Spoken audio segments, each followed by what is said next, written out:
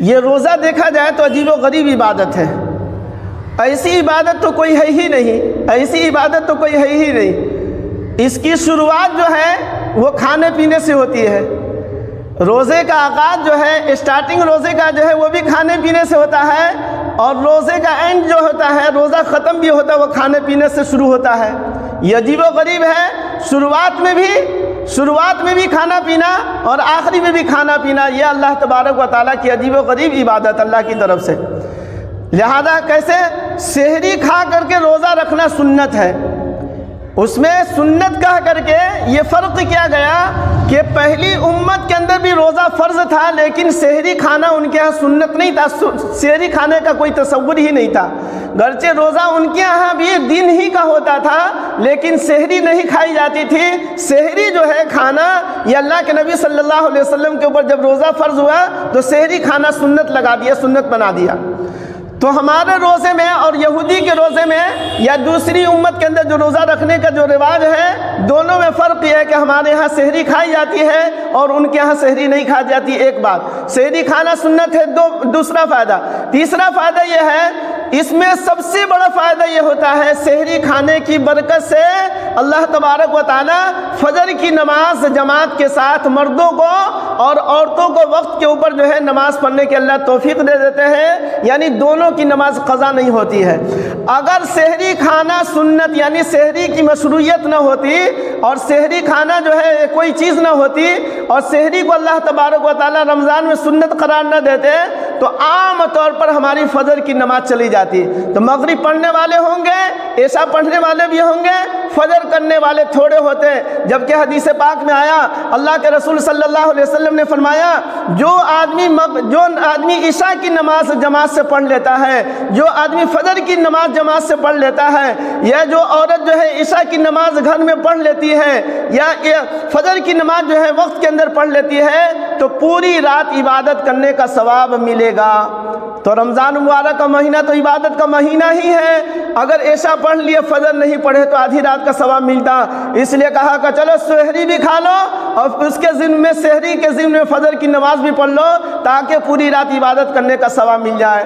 چوتھا فائدہ یہ ہے کہ عام طور پر 11 مہینے جو لوگ نمازی حضرات ہیں ان کو بھی تہجد پڑھنے کا موقع نہیں ملتا ہے، نہیں اٹھ پاتے ہیں، غفلت ہو جاتی ہے.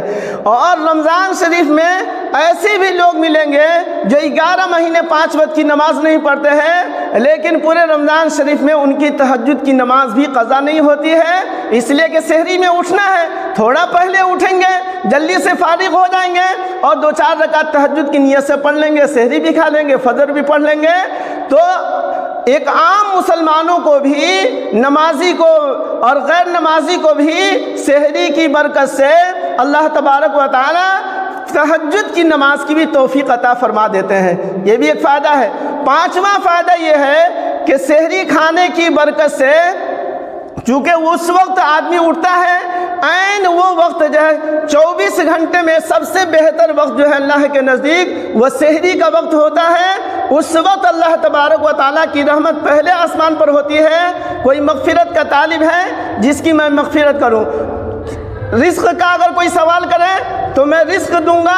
یعنی دین دنیا جو کچھ مانگنا ہے اللہ تبارک و تعالیٰ کی رحمت جو ہے وہ پہلے آسمان پر ہوتی ہے. یعنی موٹے لفظوں میں سمجھانے کے لیے سب سے زیادہ دعا قبول ہوتی ہے سحری کے وقت میں، آخری پہر میں تہجد کے وقت میں سحری کے وقت میں تہجد کے وقت میں دعا قبول ہوتی ہے.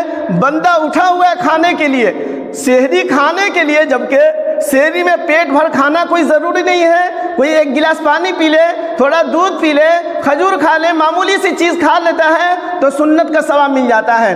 لہذا اس کے ذمہ میں یہ سارے فائدے ہیں. اسی طریقے سے اس وقت دعا مانگنے کا بھی آدمی کو موقع مل جاتا ہے. سحری کے وقت مانگی ہوئی دعا بھی اللہ تبارک و تعالی قبول فرما لیتے ہیں. لہذا سحری کے نام پر اٹھ رہے ہیں، لیکن کتنا فائدہ یہ ہو رہا ہے کہ آپ کو جو ہے فجر کی نماز مل رہی ہے، تہجد کی نماز مل رہی ہے، دعاؤں کا بھی اہتمام مل رہا ہے. اور سحری کھا کر کے جو روزہ رکھیں گے پھر اس کا فائدہ دن میں آپ محسوس کریں گے.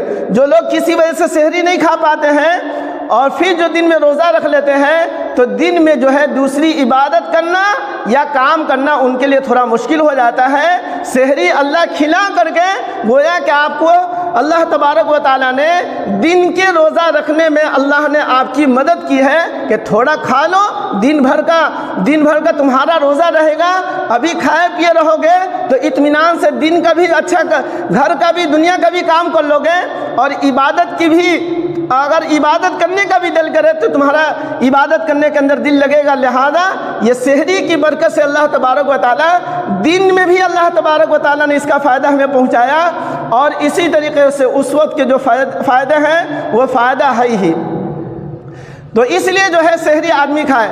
اور ایک اور فائدہ میں آپ لوگوں کو سحری کھانے کو بتا رہا ہوں، سحری کھانا جو ہے جہاں سنت ہے، اسی طریقے سے اللہ کے رسول صلی اللہ علیہ وسلم نے فرمایا یہ سحری جو ہے برکت والا کھانا ہے، برکت والا کھانا ہے۔ لہذا کوئی سحری کھا رہا ہے تو گویا کہ برکت جو ہے وہ اپنے جسم کے اندر، پیٹ کے اندر داخل کر رہا ہے، اور برکت اگر پیٹ کے اندر، آپ کے اندر، پیٹ کے اندر جو چیز چلی جاتی ہے، برکت چلی گئی، آپ کو انشاءاللہ نقصان نہیں ہوگا، اور اس کی وجہ سے اللہ تبارک و تعالیٰ، اللہ نے چاہا تو اس برکت کی وجہ سے آپ کی صحت بھی اچھی رہے گی۔